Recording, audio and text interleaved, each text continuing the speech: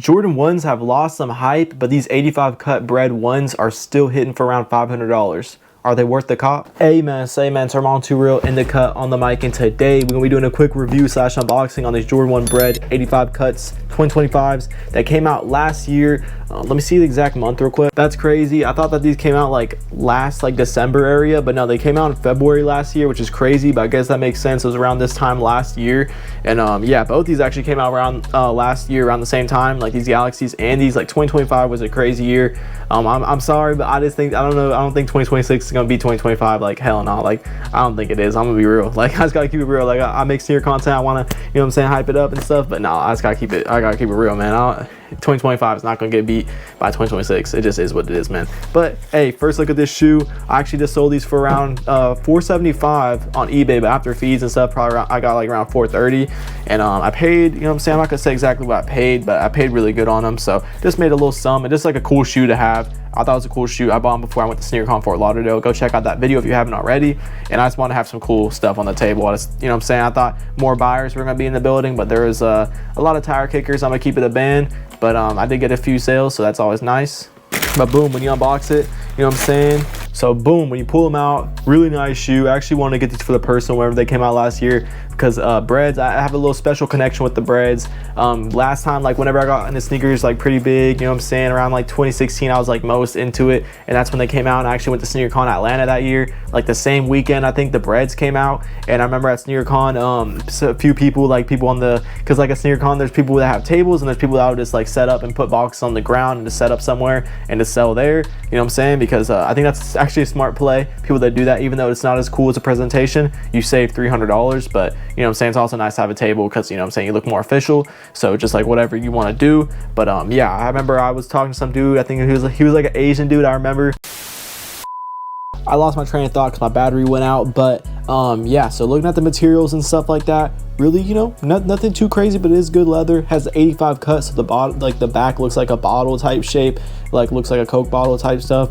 It's a little bit awkward looking, but it actually looks pretty fire in my opinion. I'm not the biggest fan of the 85 cut. It's like Jordan 1s. I like the regulars better. That's why it's kind of debatable. I think the 2016s are probably better than these, but it's still nonetheless a bred colorway, so it just looks way better. For example, they dropped the Jordan 1 bred satins not long ago, and it just like this, you know what I'm saying, the glittery red is trash. That's why that shoe goes for like under retail.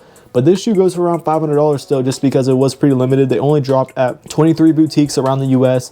Mainly, you know, there was one about like 2 or 3 in Florida, like one being near me, like in Orlando, the Trophy Room store, which I actually copped a pair there before, which was the Trophy Room lows, but I did not hit these. Actually, I didn't even enter up the raffle for these because I forgot. You had to drive there too, and it's about a 2-hour drive for me, so I just didn't bother. But these are really fire shoes. Like definitely, like it's a clean pair you can wear on the daily. Like with my outfit right now, it's like black and red hoodie, just like something fire. I really like these.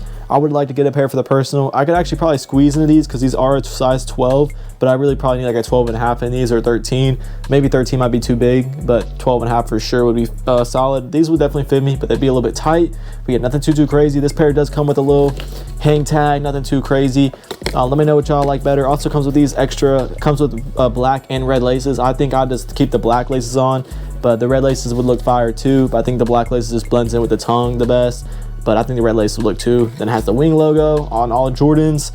Pretty clean, white midsole. You know what I'm saying? This is a bred colorway, black and red. I used to not know what bred meant, but just black and red in one word, bred.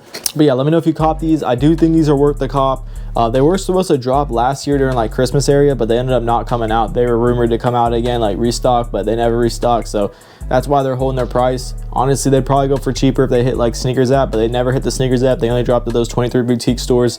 And I think maybe at Complex Con. I don't think so though. I think just at the 23 boutique stores. Correct me if I'm wrong. And back into that little sneaker story, what I was saying, like back in 2016, whenever the 2016 ones came out, 2016 Breds, I remember I copped a pair at SneakerCon. I'm pretty sure, like I cannot really remember. I remember I was looking at a couple pairs, but I was a little bit skeptical because I was buying from this guy, and I didn't know, like I didn't know him. I was just like hesitant on if they're real or fake. And I remember at SneakerCon, like I remember they had like the legit check booth where like the person legit check your shoes, which they still have, obviously.